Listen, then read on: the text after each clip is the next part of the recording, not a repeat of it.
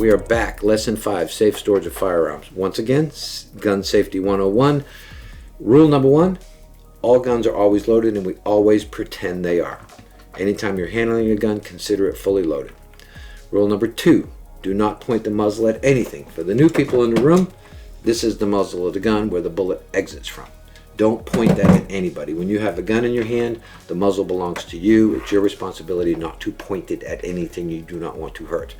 Rule number 3, keep your finger off the trigger until you intend to fire.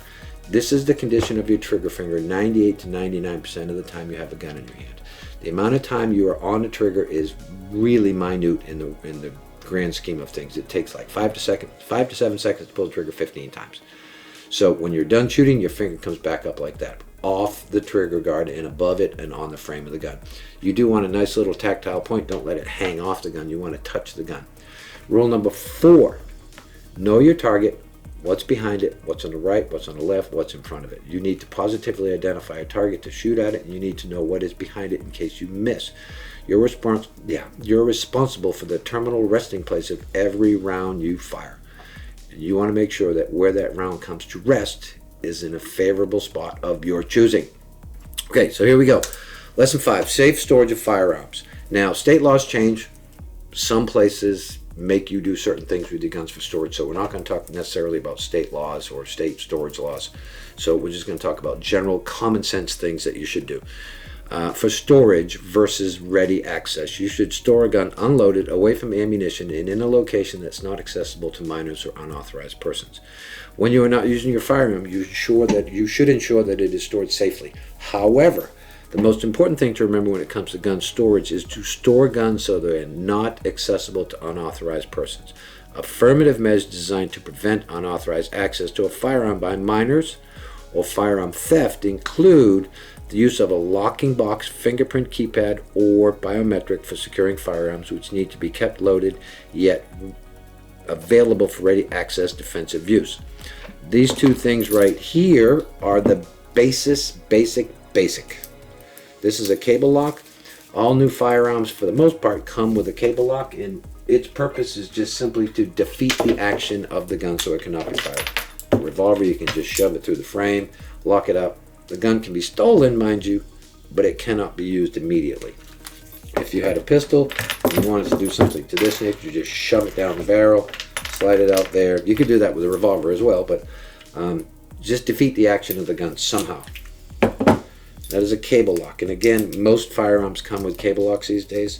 If you don't have a cable lock and you want a cable lock, there's a good chance you can go to your local police department or sheriff's department and they'll give you one, because they're all about gun safety as well.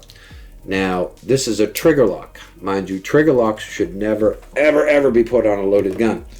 So if this revolver is loaded and I take this trigger lock and I put it on there, if you recall from the previous class or the previous lesson, 3 things required for a gun accident: a gun, live ammo, and a finger. These things can become fingers if they're not secured properly, and this thing can actually cause the gun to go bang just by using that as the finger. So don't put these on loaded guns. They go together like that. Push them down there nice and snug. Turn it, take the key out. Now you have a gun that is effectively a brick. It cannot be shot. It can be stolen, and eventually this lock can be defeated, of course, but it's not going to be immediately used upon you or your family. So trigger locks and cable locks are the base level gun storage. Now, if you've got kids at home, base level, absolutely start there, get it done, make sure the kids can't touch the gun. I have a safe on my nightstand that is touch controlled. It's got 4 buttons. I have to push a combination of 5. The front automatically pops open, a light comes on. In that safe is a loaded gun, an extra magazine, a flashlight, and my spare key fob, so that if somebody does get near my house and I want to gain some attention, just mash the panic button on the spare key fob, and the horn starts blasting in the truck. They're good. I am a bigger fan of push button entries into safes than using biometrics, because if my hands are dirty or the touchpad is dirty, the safe might not open with a biometric fingerprint reader. It's up to you, your choice. Either way, don't leave your gun in the nightstand. Don't tuck it up underneath your mattresses. get it locked up. My safe also has a cable that I put on it that comes out the back of it, and it's physically lag bolted to a stud in the wall. So if anybody wants to steal my safe, they got to defeat the cable before they can go anywhere with the safe. You can use metal gun safes, which are fine. You know, they typically have a barrel key on them, which can't be that readily picked by a person that knows how to use a pick set. Or a full-size combination safe, steel safes, all the better. They are not cheap, but depending on your desire and your needs, how many guns you have, you might be better off just getting a big, huge fireproof safe. Put all your rifles in there, all your guns, important papers, money, whatever the case, jewelry, whatever you want to put in there, you can secure them in there. Open front glass, I mean, I don't know, I used to see a lot of those in the past history. I'm kind of old, so I used to see this stuff. But you would see shotguns and pistols and rifles in what looked like a glass front china cabinet. And I know for a fact a friend of mine had, his glass was just broken, all his guns were stolen. It's not a very secure system at all. So if you don't have a safe, if you don't have a cable lock, if you don't have a trigger lock, and you have wee people in the house, you might want to consider going to a thing called airport storage, which puts your gun hidden, your ammo in a different spot, completely different spot. Now, mind you, kids are inquisitive and they might find one or the other. You never want them to find both, so hide them well. It's not going to do very good for home protection because now you have to go to two different places. But your first main priority, if you have a firearm at home and you have children at home, is making sure that the firearm is safe so that they cannot access it, load it, and use it. Safety proof your kids. Eddie the Eagle through the NRA has a great program, but you can also safety proof them when they're young. Allow them to, in my case, I allowed my daughter to actually handle the guns when she was little. I would take them all out of the safe, put them on the safe. She could pick them up, all completely unloaded, no ammo in the room, the whole 9 yards there. And eventually she got bored with that. So the curiosity was driven out of her. And she talked to me later on in her life. She said, yeah, once I did all that, I didn't care where your guns were. I wasn't going to go looking for them because I really had no interest in touching them. She wanted to shoot them, yes. So her first BB gun was locked up in the big safe with the real guns. And we made a production of getting that gun out of the safe if she broke any one of these 4 gun rules. Even in the closet where the safe was, it went right back into the safe. She was not allowed. There was going to be no tolerance whatsoever in breaking the safe gun handling rules. So your main priority is making sure that your kids do not get a hold of your gun and having it end up in an absolute tragedy. That would be the worst thing in the world. So don't let that happen. And if you cannot figure out a way to safely have a gun in your house, maybe you just don't have a gun in your house. I mean, yes, it's great to have guns, but the safety of our children comes first and foremost in the world of safety when it comes to guns. So take whatever steps you have to ensure that your kids do not hurt themselves. So on we go. Now, ready access versus storage.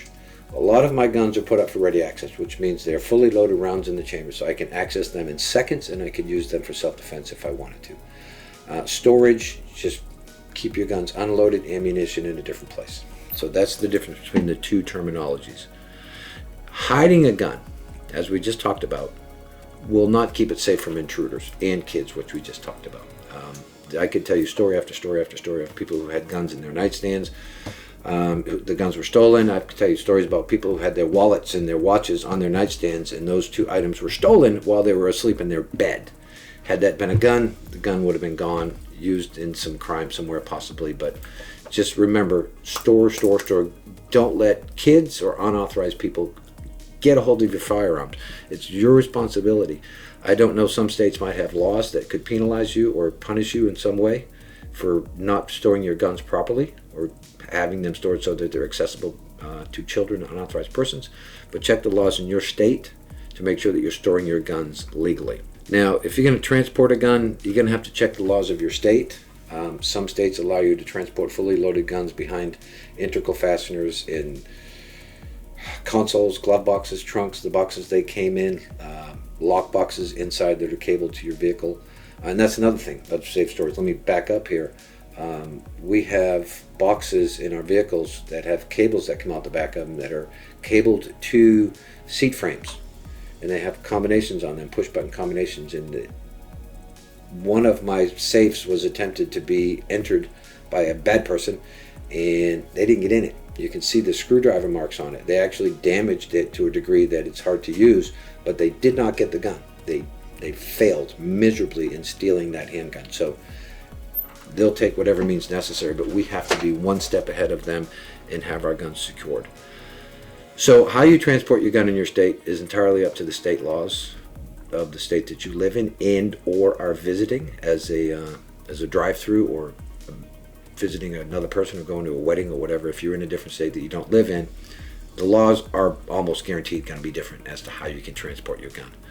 If you're traveling in an airplane and you need to take your gun with you, call the airline that you're traveling with and find out what their rules are for you to be carrying that gun. And when you get to the ticket counter, if the person at the ticket counter doesn't know what you're talking about, don't take it out on them. You're representing a whole bunch of other gun owners when you do that, and if you represent us like an a-hole, we're all going to look like bad people. So just be respectful. Understand that the ticket counter person might not know the exact rules for that airlines. Call a manager, get it taken care of, but just be as nice and pleasant as you can be. Just, always use common sense when you're traveling as well. See you next time.